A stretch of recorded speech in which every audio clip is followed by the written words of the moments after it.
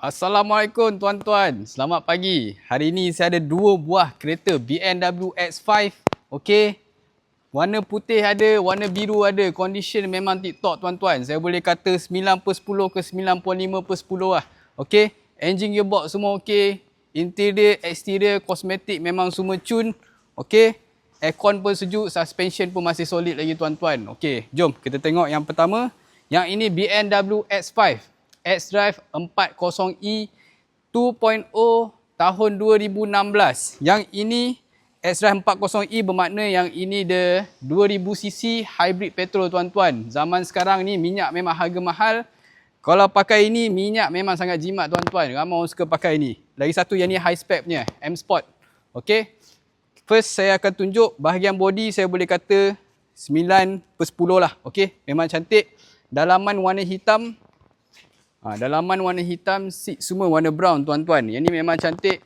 Mileage dia baru 114,000 sahaja. Okey. Ramai orang minat model ni sebab dia banyaklah features dia. Macam belakang ni dia ada LCD display. Okey. Lepas tu ada sunroof. Dia memang menarik. And then dia ada power boot sekali tuan-tuan. Tayar pun masih molek lagi.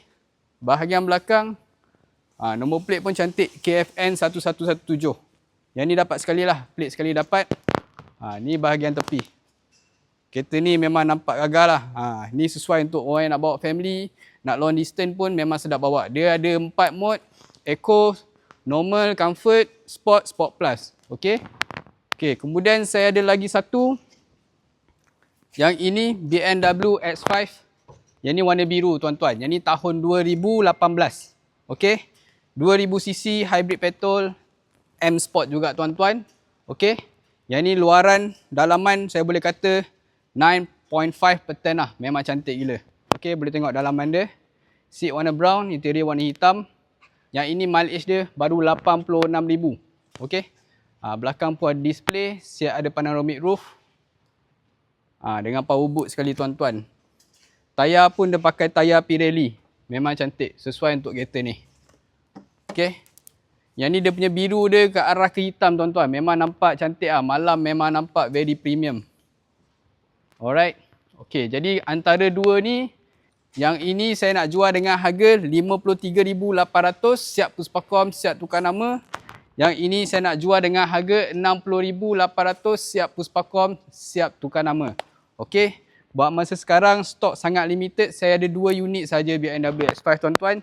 Jadi kalau siapa cepat dia dapat. Yang ini cash deal saja tuan-tuan. Minta maaf tak ada loan, tak ada kredit. Kalau nak trade in pun boleh tanya saya dulu. Boleh hubungi saya 016-905-1567. Saya berada sekarang di lokasi di Rawang tuan-tuan. Okey, Rad Motoring Rawang. Terima kasih dan Assalamualaikum.